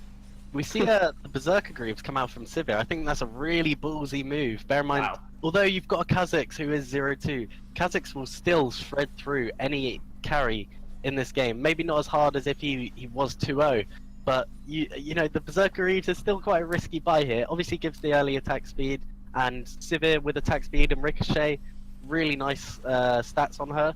But yeah, I'd really like to see how this pans out. Maybe the Kazakhs are showing up once or twice. Yeah, Kazakhs is moving towards bot side. Same with Luxor's Galio. Supported is going to engage. Galio with the ultimate. That's a really nice engage by Leona. Gets the ult onto Tyler Nath, and he does get taken down by Insecure Laner, but Hyper wants everything else. He runs in with Predator. He says, I want to kill this ADC because I'm a tank. He doesn't get anything else. He's unstoppable. He runs out. And Shubby gets taken down by the petting turtle, by the way. And petting turtle has not got ultimate, but he takes down Insecure Laner. Ornn TP's in, he gets the ult on. That's a triple kill for Petting Turtle. Can he get the quadra? Or someone stealing away? And bloody Force Air is going to steal it. I mean, they had TP advantage. This should have been communicated on the side of WSL. They had the TP advantage, although the play looked really in WSL's favour with the Galio ult coming in and so forth. I'm really happy to see that Cicerico and his Ornn follow through with that TP. The Cassiopeia obviously can't follow as quick as the Galio. Sivir should have expected this. She should have understood where she was. Maybe Cassiopeia didn't actually communicate Galio was missing, so forth. But we see wards in the bot side WSL's red buff. We see wards all around there. So Galio must have been spotted somewhat, unless he was coming from base, which even then Cassiopeia should have mentioned. So it's a bit of a misplay from Slime Rose, but really nice to return and do the old switcheroo, as I like to call it. Yeah, they actually get first brick in that exchange as well, which furthers their gold lead even more. They're going to switch up the lanes and actually about to take top tower for the tier 1. That's really well played. Rift Herald has got about 3 minutes to spawn. They will not spot out Fook. Unfortunately, he does get a back off. But I think they are going to turn attention to the Rift Herald, which is really well played macro-wise by Slime Rose. I'm really surprised that they sent the Jhin bot but the Leona to roam. If I was WSL at this point, I would either question two things in my head. Ornn's walking on ADC. Hello? Oh, okay, he's gonna back off. Jesus. So much action in this game. So much action. That's what we love. In WSL's head, I would have either said two things. I would have said, put the Jhin and Leona bot, get that first turret because we need some sort of gold in this game. We need this Kazakhs to start getting back in this game. We need the Jhin to start getting the items. And they kind of just gave away a free turret. Leona roamed, lost XP as well. Maybe gave a bit more. Petting Turtle does so much damage thanks to the lead he gained early game. Yeah, carry on, Seth, sorry. Maybe, it's right, don't worry, there's action. Maybe giving a bit more XP to the Jhin, as I was saying, but it's not going to be enough. They need gold to win this game, and they're slowly bleeding out. Well, not slowly anymore. As I said, it happened last time. The slow bleeding sped up, and it's like the wound got bigger and bigger. They got one turret, second turret successfully, and then Herald and mid turret as well. It's perfect macro from Slime Rose at this point. They've picked up the Ocean Drake to complement the Mountain Drake, so they can poke and siege as much as they want. Hyper is going to get caught out. He's going to use his ultimate to get away. That was pretty interesting. I don't think he should have been there. I mean, I guess. But using the ultimate is going to be another major cooldown. which There is- WSL should look to abuse. There is the completed tier item on the Cassiopeia. Oh no. There's the Seraphim brace has already come out. The Leandri's buy as well, which is really Wow. good. That's going to chunk through this Jin, chunk through this Galio, chunk through anyone on their team. Slows the Vladimir's bleeding down a little bit, but you know Vladimir's gonna have to be their point in this game right now. Kha'Zix is too far behind. Jin's, as I said earlier, still slowly bleeding to the Sivir, although he's got the kill advantage. They really need to look at this Vladimir and see what they can do with him right now, because the Ornn will happily stay in lane with the Vladimir all day. It's a sustain lane. Both of them want to sustain, but WSL need to be the ones to make the proactive play. Yeah, they're just leaving Scissorico in the side lane at the moment, just allowing him to farm up and just to get so much more tankiness. I don't think they can even do anything. He is going to look to engage, and Fook doesn't really... He can't really do anything. Galio's going to look to engage into the mid lane. That's a double knock-up. That's a flash into 2 people from Slime Rose, and Hyper is just going to get popped in the 4-man from WSL. That's a nice pick from WSL. Let's see if they can... Let's see if they can do anything while 1 member is dead from Slime Rose. It's another thing, they're slowly stopping the bleeding again, but it looks like Slime Rose are on the attack once That again. was ultimate by Air, and he's just going to get caught. Oh, wait, no, never mind. He's not going to get caught out. Tyler Nath with the long-range boomerang just cuts the head off of Leona. Will Jin get out of it? Of course, because Scissorico misses Ulma. You sound so disappointed. I was disappointed. Shoppy is going to look to try and take down Scissorico. Fook is going to go in. He wants the blood from the enemy Air, and he is going to take down. Oh, Raptors just eats away at Air, and unfortunately, Air does get taken down. And Galio wants to go in even more, but they won't. They're going to back off, try and clear some waves. WSL getting a couple of kills there. That could help them.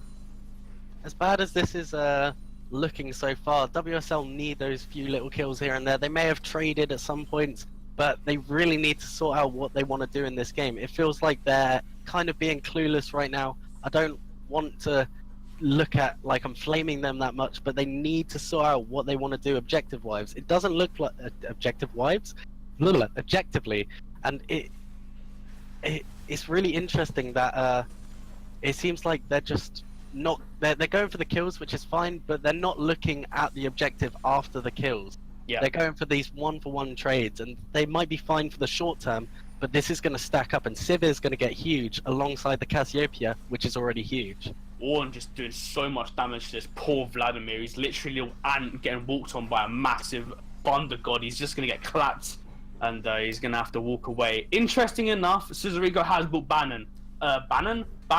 So he is just going to take towers like that. Buy.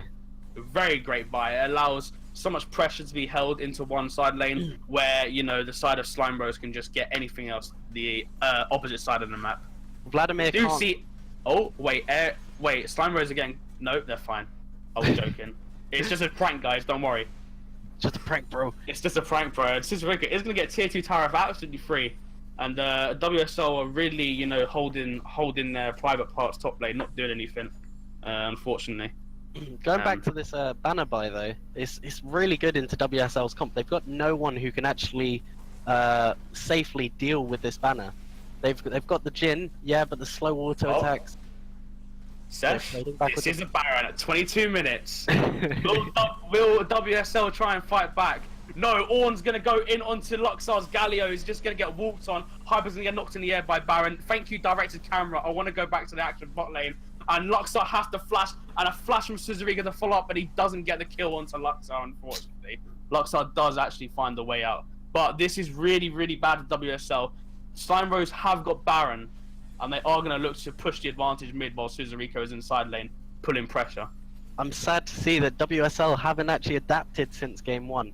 Slime Rose are pretty much doing the exact same macro rotation that they did in game 1 as game 2.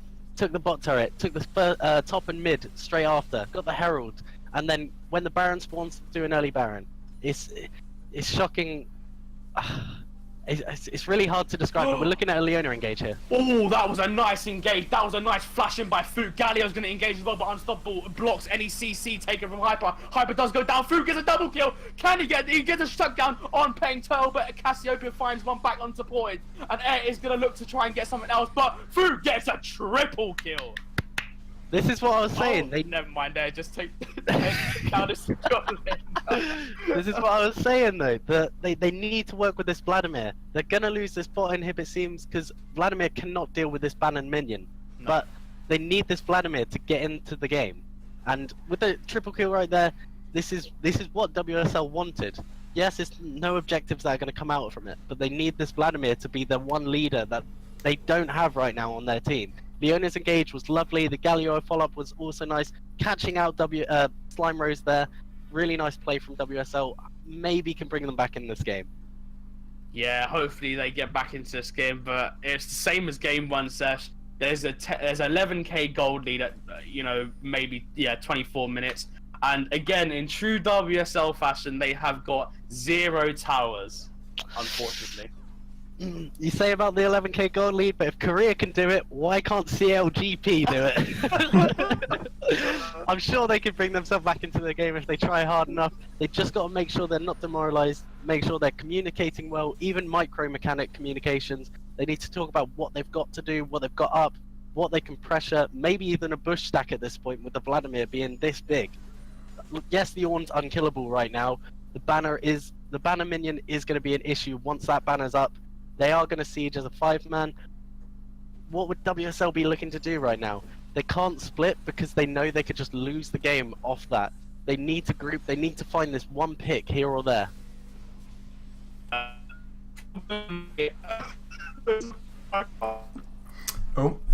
Sounds like Tent's taking a brief journey to the Shadow Realm, so we'll take over. Suzeraiko's leading the charge for Slime Rose. We've got a protective Galio ultimate, but it doesn't stop the kills, doesn't stop the siege. Reformed and Shubby are taken really low, and Luxor is in the front of the fight. Tyler and Air are getting some free whacks on him, but the Slime Rose front line are similarly getting taken down. It's 3-4-0 for Ward Save Lives as they defend their base. Air and Tyler Nath are the only force of defense. They take down Luxor, and they're looking to get the objective power at the end of this fight instead of the kill score. Would Save Lives do look to defend their base, but that banner minion is looking strong.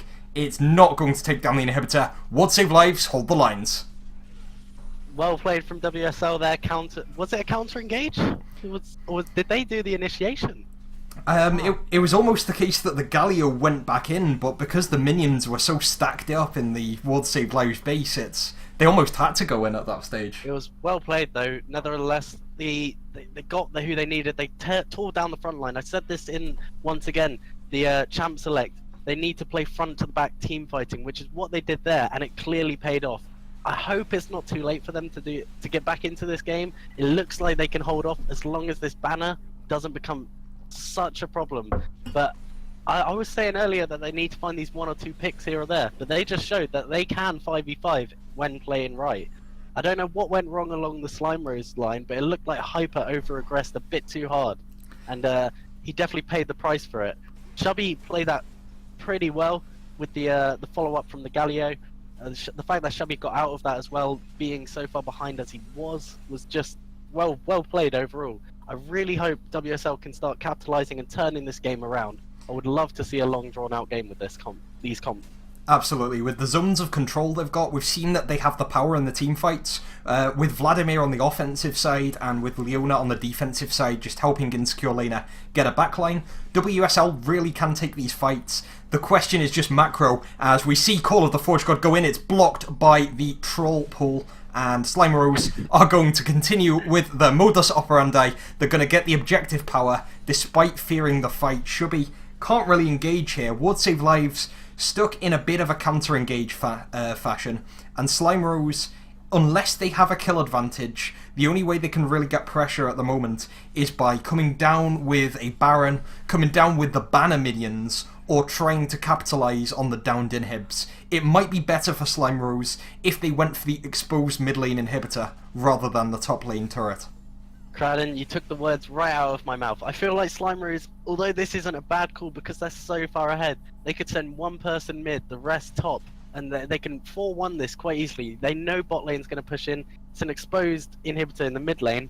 Like, I don't understand why the Ornn can't go there. The Ornn's got TP if anything did go wrong, which it shouldn't. Bear in mind the bot lane's also pushing, forcing the WSL roster to come out of the top lane, which is what they really wanted.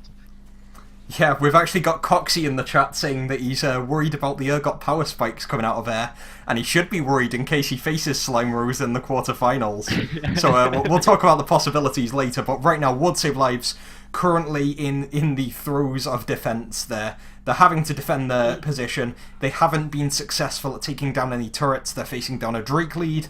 They're facing down a map that is mostly dark to them. The vision is almost exclusively in the domain of Slime Rose. They're just trying to cover the vision because the Drake and Baron are up in the next 2 minutes, but they choose to go instead for Vladimir. The pull is used, but that's the only thing Vladimir can use to get out. Flash and the stopwatch are popped as well. It's Fook that is completely out of cooldowns at this point, suppressed by Urgot, taken down, and suddenly that's an advantage. World saves lives on the back line. Leona goes in, covers with the solar flare onto Petting Turtle, but the Seraph's Embrace shield is real, and Hyper and Petting Turtle will be reduced to low health. Hyper steps out a bit too far. It's 1-for-1. This is a KG affair. Curtain Call opened up on the back line for World Save Lives. Slime Rose looking to retreat. They have the minion advantage. Air is potentially the one. Caught out a 3-man shield of Durand. Tyler Nath is the target. Kha'Zix explodes onto the back line. World Save Lives take their second kill. Shubby goes in. Petting Turtle getting one with Petrifying Gaze. This is chaos here. Urgot will get a kill on the back line. And if I'm to use Ten's words, Ornn is to continue walking on that marksman. Air out of nowhere comes in with the ult. And that is 2-in-1 fight for the Urgot support. Slime Rose come out with the win. That fight was looking so good for Slime Rose. Then it turned over. Then Shubby came in the back line. It was looking insane. But I don't think Shubby understood that no other players on his team were there. It was just the Jhin, and the Jhin needs help. He can't get the Ornn off him. So it was really nice fight for WSL to get those kills back and those trading. But in the end, Slimer has come out ahead once again. This Urgot pick is showing up, and I love it. The fact that he's got Locket as well is very interesting with the Locket nerfs coming in. I'm not such a big Locket user anymore.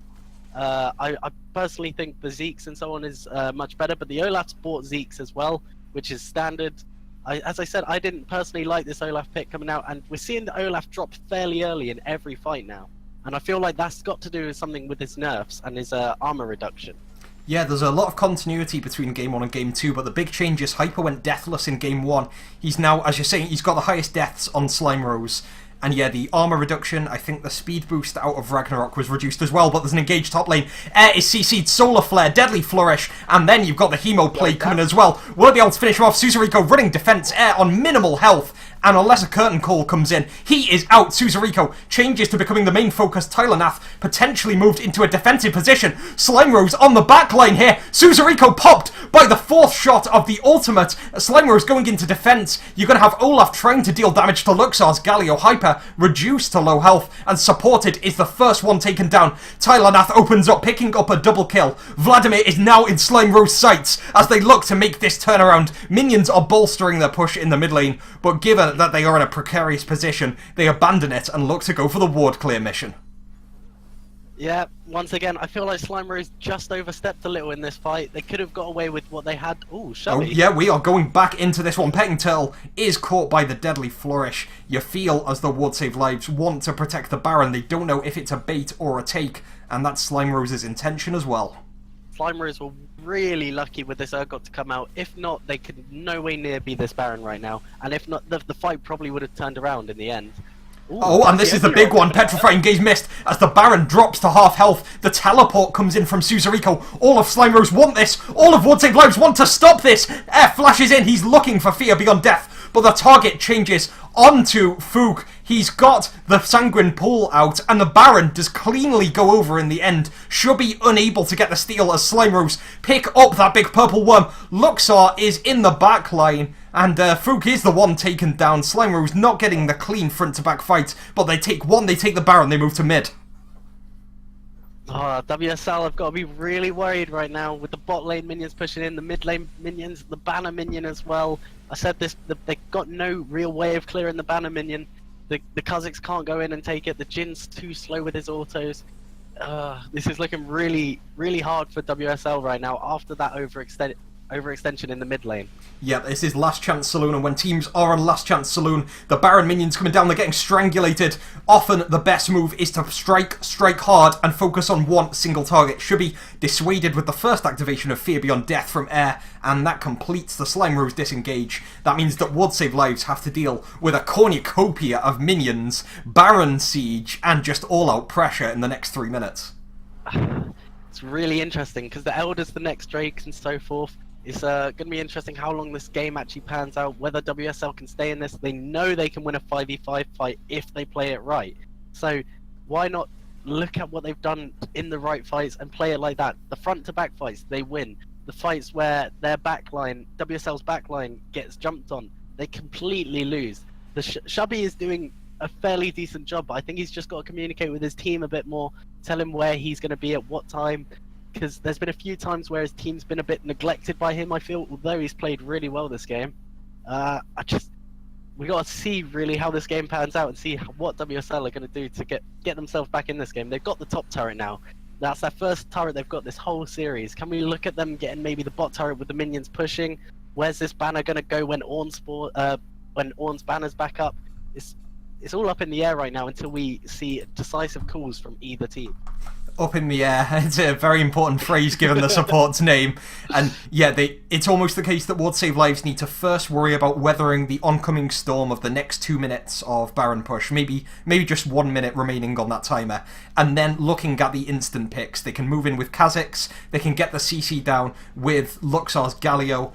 They can have the big Leona CC. As long as they get those picks and capitalise and move in with the zones of control, we know Ward Save Lives can do that. It's just a case that they have to avoid their base getting broken open in the next minute. Supported, going in. We're going to have the Deadly Flourish onto Air, but nothing sticks for now. Ward Save Lives still looking for the important engage, and Supported has been reduced to half health. The Ocean Drake and the Baron helping to bolster the Slime Rose siege. WSL really need to look at doing something right now. The fail engage from Leona really hurts them because they've got both super minion waves in the mid and bot pushing into them. This is really not good for WSL. They need to force something. Leona should probably back beforehand. They're going to lose the time. Oh, and there's the Petrifying Gaze. Jhin is evaporated. That's surely the beginning of the end as Air moves in. The whole of Slime Rose moved in. And that is a 3-man call of the Forge God. Nice defensive ult from Luxor. It is going to knock up Air, knock up Suzeraiko. But it is surely going to be just a matter of time as the base is strangled. There is no more Jhin. There is no more Marksman. Twin Fangs going to go down onto Fook. He's gone gold. First Nexus turret's down. Sanguine Pool will save him for a while. Shubby is knocked back. And before you can say anything at the 36-minute mark, that's a 2-0. And Slime Rose, you're in the quarterfinals, boys. Oh, that game opened up really quickly, then slowed down. Then it looked like WSL could get back into it. Oh, really nice game at the end there. I was quite shocked. I thought WSL may have clawed their way back into it. But that Urgot pick, wow. I can't. Yeah, I'm sorry, but before I ask you, I'm gonna give my MVP to Air again, because Jesus, he definitely pulled that out of the bag there. The Civic pick was a bit worrying at some times. I feel like they drafted a bit better with their comp other than the Olaf, but Cradden, what a game! Yeah, absolutely. And when you look at the MVP, since we're on that topic of conversation, Air came out with the Urgot support, something which, depending on your viewpoint, shouldn't exist. I think we had one of our Twitch chat commenters say, I was an atheist until I saw Air play Urgot. And that sort of sums up the manner of this game. Air came in, just seemed to get those kills all the way, and I think there were a few Fear Beyond Death activations just in the bot lane as the dives came in. And that sort of brings me on to my next topic, with the way that Slime Rose were collecting together. Of course, Petting Turtle had a great CS and economic advantage early. They had Hyper come down, and despite a few comments that we made about him playing a bit recklessly in the late game, some of those early dives were set up well. But Air always came through with the damage, with the CC, and even building defensively. Let's have a look at those juicy damage stats on stream and see if I'm about to eat my words. Urgot coming through with actually 4th on his team, but higher than Kha'Zix or Galio on the enemy team, 16,000. It's interesting because if you look at the gold chart, Air had more gold than anyone on WSL, and I know it's because of the turrets, because of the advantage. He had 9 kills, but the fact that he had more gold than even some of his own teammates, even more than Cicericco, shows that how dominant this pick actually became for him, and clearly is a signature pick if you look at it. Because I don't think many people can pull this off. But Cradden, if I had to ask you as well, who would be your MVP? Yeah, it's the script's been written at this point. It is Air, and with him getting my MVP in game 1, yours in game 2, and also now mine in game 2. Air, if you're listening, congratulations, mate. You are the player of the series. As Slime Rose, we're gonna switch to that score screen, and just so you can see our faces, we're actually gonna switch to the break screen at the end. It's currently at 1, so let's have a bit of a ceremony here. As I just changed the properties, we're changing that to 2, and we see that they've won the best of 3, and they do advance to the playoff quarterfinals of the Golden Platinum Premier League. Now, Sesh, I'm just going to switch on stream to the bracket matchup, and we can see that the teams in red at the moment would Save Lives and Slime Rose. We know as a result of that 2-0 that it is now Slime Rose that will be lining up in their quarterfinals. Now, Sesh, you are a Pirates member, so you're not going to be worried about this stage, but they do face either Black Rose Esports or Team Protastic, depending on the admin confirmation of 2nd and 3rd place. How will both of these teams fear Slime Rose? If I was either Bree or PTC, I would actually... I'd still have to be a bit concerned, because they're clearly practicing it since the regular split. They had a bit of a fault at the start going 0-6. They've clearly shown up. They've definitely improved throughout the whole split. Everyone thought they were going to be a top team. I still think they can be, and they can definitely be an upsetter, especially in the semi-finals. Quarterfinals, sorry. Wait, semi-finals. Absolutely, yeah. Semi-finals is all Pirates supports have to be concerned about right now. And it's really interesting to see that. I think Bree or PTC. If I was Slime Rose, I'd want to face PTC more, because Slime Rose are a strong macro, and we've seen that both games. Although they did fairly similar styles in both games, Bree are very strong lane dominant players, whilst Porotastic, are very strong dominant players. Well, if I was having to face them, I would still be okay with them, although they've shown us in the past that they can put us in our place. But I think between Slime and Bree, or Slime and PTC, I think Bree can beat Slime, but PTC may struggle a bit more macro-wise. And yeah, that's interesting. Even if you think that PTC might have the higher seed, and bad memories for you, they're the only team to have beaten Pirates where Pirates weren't playing Tictor in the support role. Yeah, well, it wasn't the Tictor pick. I think that was the issue. we all have our comments, but yeah, looking at the other side briefly, we've got LoL Squad taking on Salty Sea Dogs. Now, LoL Squad actually played Salty Sea Dogs on the final week of regular season and beat them in order to secure that 4th spot. Are they going to trouble Pirates at all? Because if it's Bree or PTC that go through out of the first quarterfinal, then Pirates will be facing the winner of LoL Squads versus Salty Sea Dogs. I really wanted to talk to you about this just after. I'm glad you brought it up. I love Sea Dogs. I love LoL Squad. But right now, LoL Squad's actually this dark horse. LoL Squad, I think, could even take the whole thing. I put them top 3 at this point in time. I think they're stronger than Bree right now. I think they can definitely contest with us. We've versed them in scrims quite regularly. It's always been an absolute fiesta. So if that gets streamed, everyone will enjoy it. PTC and LoL Squad, both very different style teams again. And I think these top teams around right now all have their own unique style. While looking at the quarterfinals match itself, LoL Squad and Sea Dogs, I'd be much more scared of versing LoL Squad at this point. Well, ladies and gentlemen, we will see all of these matches on screen in the next 5 weeks. If you weren't aware, the latest announcement is available on the Compete League website. That is, if you're not busy checking out www.slimebattles.com. We'll see all of the playoff matches in best of 5 full glorious HD, and we'll see them casted by the Compete League casters. Teams like the Pirates won't be playing for a few weeks' time. We'll get to see the first 2 quarterfinals in the next 2 weeks, followed by the 2 semi-finals in the 2 weeks after, And then on the 22nd of May, that's a Tuesday, that will be the date of the grand final for the Gold and Platinum Premier League. So a lot of exciting things to come, and commiserations towards Save Lives. They've had a great season. It's unfortunate that it should end here, but I'd like to see them compete again in summer, and I wish them the best of luck in getting through to the playoff stage at that point. Slime Rose, they've really shown up. They've 2-0'd with an Urgot support, no less, and they deserve their place in the quarterfinals. We'll see how far they can take it. Sesh, you've been great casting today, and alongside Tent, who took a brief trip into the path of Neo, the Matrix realm.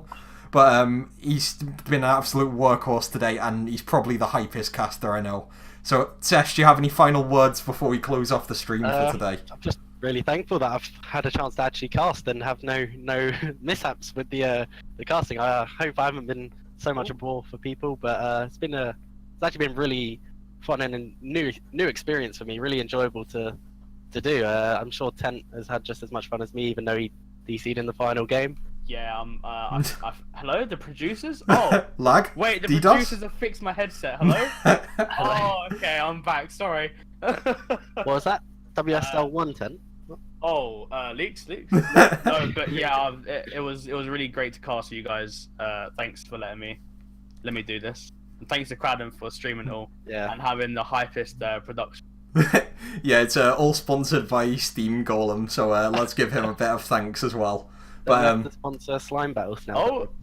Yeah, we'll have to say www.slimebattles. They're our leading sponsor, well, our second sponsor to Steam Golem. And one last shout out: the Steam Golem Awards will be taking place next Saturday, I believe at 7 p.m. And we're going to be honouring some of the best in category of the Gold and Platinum community and players. So please tune in. At least 2 of the 3 casters on this broadcast may be appearing. Leaks. And they, I didn't know it was that. If it's anything like the last time round, should be a fantastic event. But enough for now. I'm gonna play some custom ARAMs with you guys if you're around. And until then, I'm just gonna close off the stream. So thank you to Slime Rose and Ward Save Lives for playing. Congratulations to Slime Rose for making it to quarters. Commiserations to Ward Save Lives. Thank you to everyone who was watching, and cheers to my co-casters Sesh King and Tent. To all of you, have a great night, and if you're not appearing in the custom ARAMs, have a great evening. Thank you. Bye.